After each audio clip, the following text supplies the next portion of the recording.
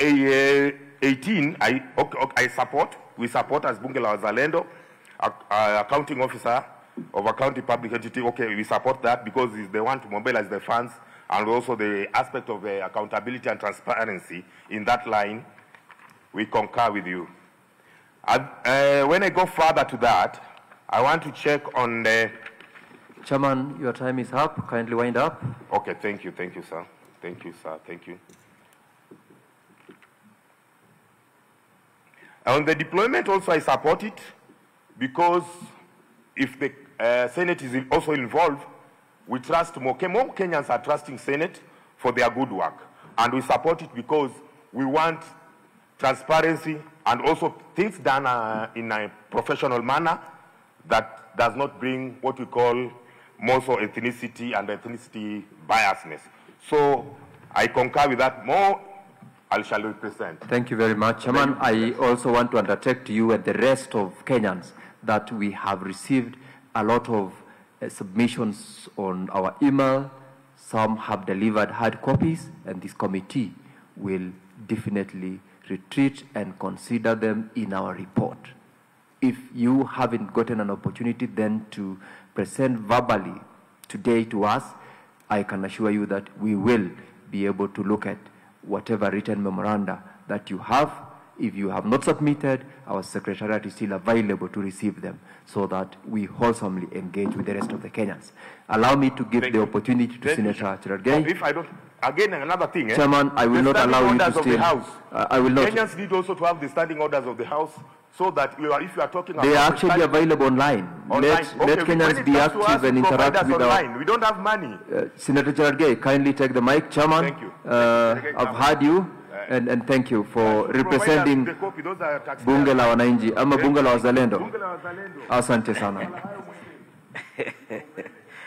Thank you, Chair. With your indulgence, this is the beauty of democracy, where we exchange ideas. Chair, I want to thank you for this opportunity on my bill of the Kenya Constitution Amendment Bill number 2 of 2024, Senate Bills number 42 of 2024. Chair, I will just make a few remarks, and I want to thank all Kenyans from all walks, lives, and individuals who are presented. I want to assure Kenyans who are here and who are following wherever they are that I am listening to what they are saying. Chair, two things, I will just make 5 comments. One is that I agree with Kenyans that it has reached a time that we need to do constitutional audit. Number 2 is I want to ask, what is it that concerns the National Assembly that does not concern Senate? It is very important that we have a discussion. Number 3, Constitution is a progressive document and should be dynamic. Constitution is not cast on stone and should, from time to time, must be reviewed, Mr. Chairman. Number 3 is that we are trying to strengthen the work of Parliament, both the National Assembly and the Senate. Chair, I'm happy that most of the members of public who have appeared here, I agree with almost 80% of the proposals that are made, and a few that are still contentious, Mr. Chairman. If you look at the issue of the many concerns of Kenyans, Chairman, has been on the issue of accountability of resources that go to mashinani.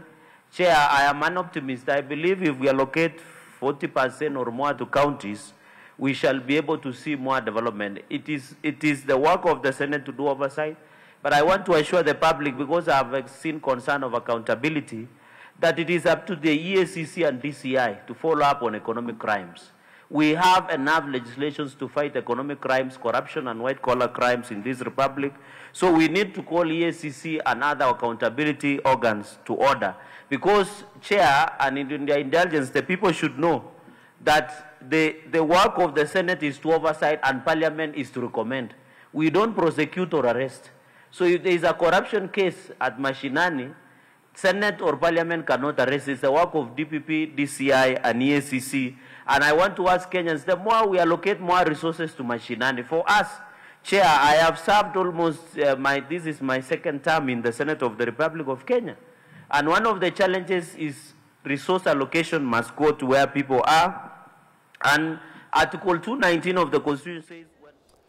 That is the sponsor of the bill, Nandi Senator Samson Cherargei, defending his bill before the Jailer Committee of the Senate. Our reporter, Brian Amwai, will be giving us a detailed report later on in a subsequent bulletins. Meanwhile, the three-judge bench looking into petitions challenging the removal from office of Rigathi Gachagua as Deputy President is set to rule any moment from now on the application for recusal by petitioners. At the same time, the court will also decide on whether to set aside the conservatory orders which halted the swearing-in of a new Deputy President or set them aside. This is seen as crucial in the ongoing legal showdown at the High Court, as it will determine whether Professor Kithure Kindiki will be sworn in as Deputy President and Gachagua's next course of action.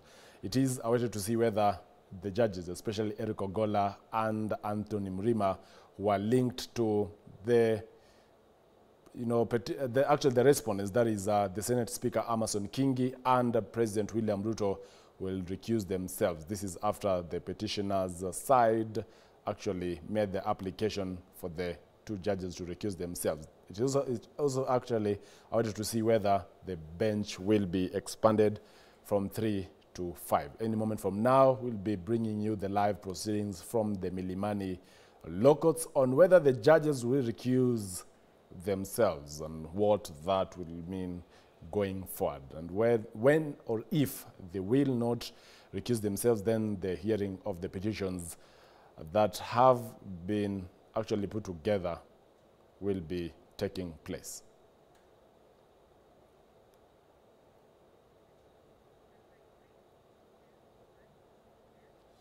Moving on, KPSEA preparations, where 1.3 million candidates are set to sit for the Kenya Primary School Education Assessment from Monday, 28th of October.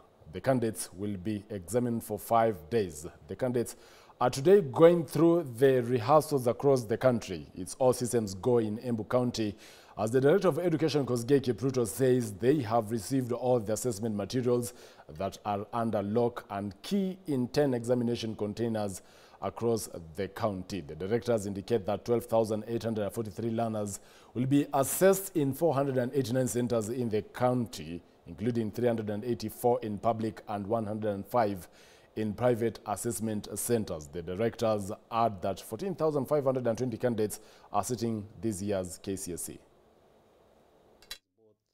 Public and private examination assessment centers.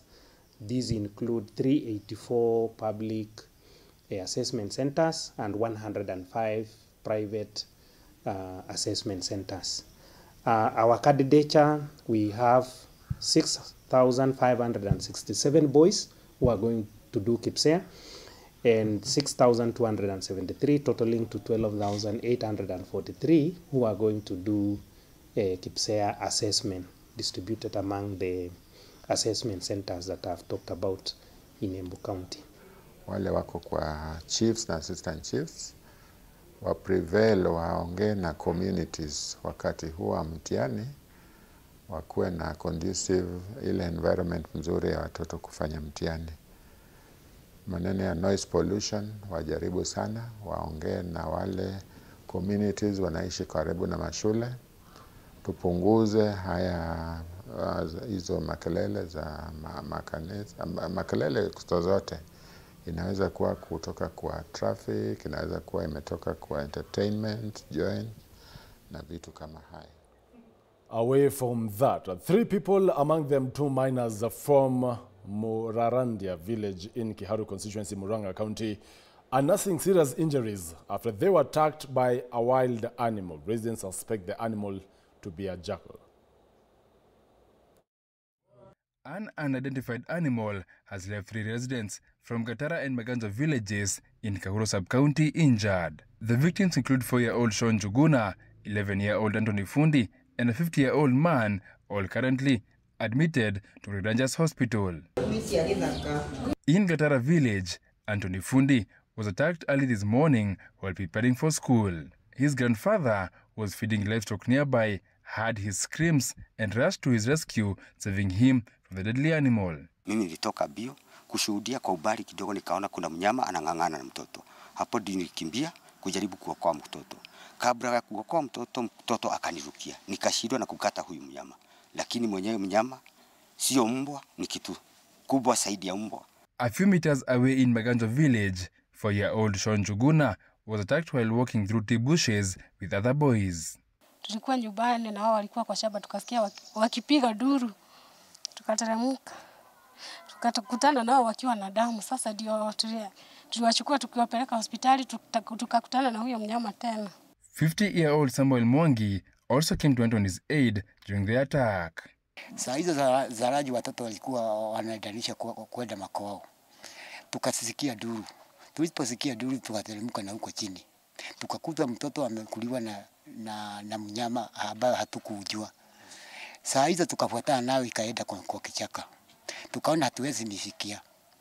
Tukapanda juu ili tushikue barabara ya kumpeleka hospitali. Tulipokuwa tukipeleka hospitali tukakutana nayo. Armed with a panga, he fought off the animal, ultimately killing it but sustained head injuries in the process. Tulipokutana nayo ikanifuata, ikanikibiza. Juu nilikuwa na panga, nikaigeukia, nikaikata mara moja. Ikanirukia kichwa. Baadaye nikaiweza, nikaikatakata, nikaiua. Residents are now urging the government to remove all wild animals from the bushes near their homes, expressing their concerns for the safety of their school-going children. Ni mara ya kwanza lakini tunasikianga huko kwa msitu. Zikiriria huko kwa msitu. Kwa hivyo kunaweza kuwa na zingine huko ndani. Hatujui. Tunaona wanyama ni wengi. Usiku wana shida wakilia. Asubuhi hata tunaogopa watoto wetu watakuwa wakienda shule namna gani. Kwa sababu huwa anaenda mapema. Tena vichaka ni mingi, kuna majani. Wanyama wanaweza kuwa wamejificha huko kwa majani.